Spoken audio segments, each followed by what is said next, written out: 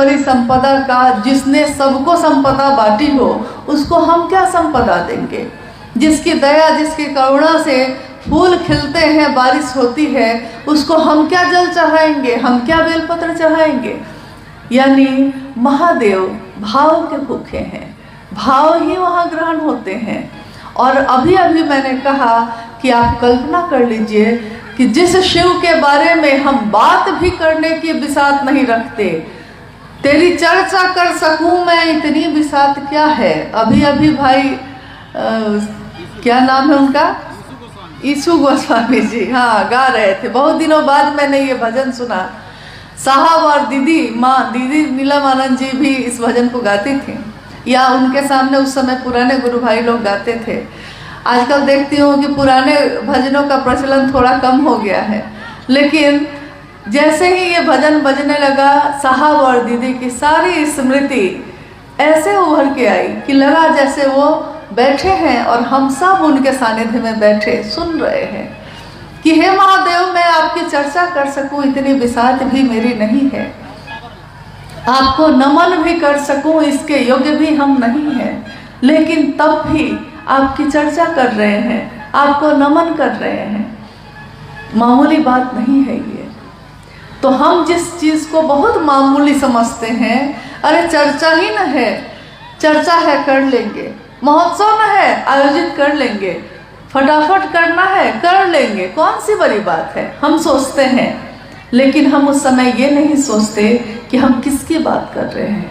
हम उस महादेव की बात कर रहे हैं जिनके बारे में दुनिया ने अनेक नामों से नवाजा है। महादेव को, एकमात्र महादेव को अघोरेश्वर कहा गया, यानी अघोर के भी जो ईश्वर है, अघोर जो कभी घोर नहीं होता, कुछ भी हो जाए वो परम शांत ही रहते हैं। अघोरेश्वर, अघोरों के भी ईश्वर। और अघोरा कहा गया माँ काली को, यानी शिव की शक्ति को, यानी शिव और उनकी शक्ति अघोर है, अघोरा है, बाकी सब है तो घोर है।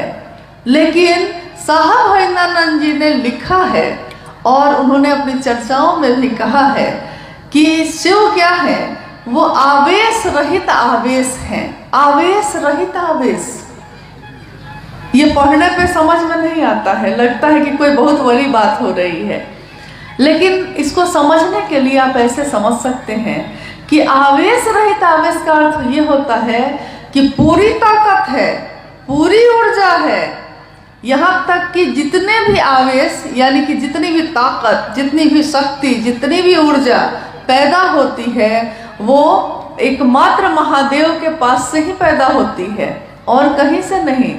जहाँ से सारी धाराएं मिश्रित हुई हैं, जहाँ से सारे आवेश पैदा होते हैं, वो खुद शिव परम शांत अघोर है, अघोरेश्वर है, परम शांत है। लेकिन याद रखना है हम लोगों को, आवेश है, आवेश रहित बन के बैठे हैं। आवेश नहीं है ऐसा नहीं है, सारी चीजें वहीं से निकलती हैं। जैसे आपने देखा होगा कि हमारे घर में बिजली का तार लगा होता है, तो बिजली के तार के ऊपर रबर चढ़ाया रहता है। अगर वो रबर कहीं से कट जाए और आपका हाथ उससे छू जाए तो क्या होगा?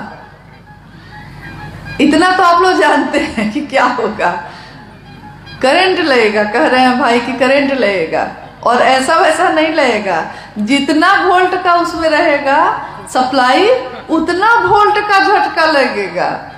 अगर कम है तो हल्का लग के रह जाएगा, लेकिन अगर 440 है तो उसी में चिपक के रह जाते हैं लोग, नहीं।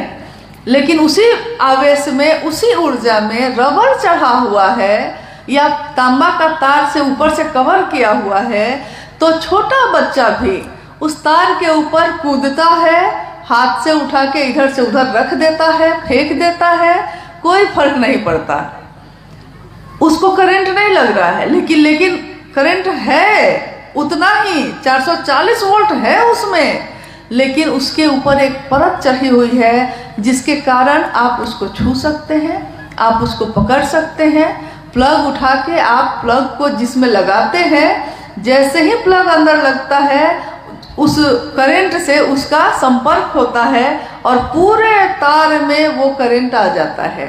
यानी आवेश पूरा का पूरा है वहाँ, लेकिन रबड़ चढ़ा हुआ है, इसलिए आवेश होते हुए आवेश रहित हैं। महादेव भी वैसे ही हैं।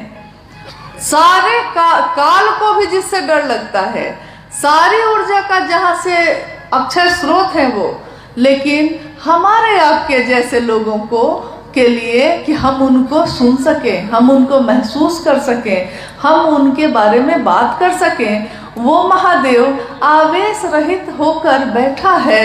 तो दुनिया ने कहा कि भोला है ये, भोला बाबा, और किसी को कहा है दुनिया ने? सबको कहा है भगवान है। कोई गलती हो गई तो बड़ा दंड मिले।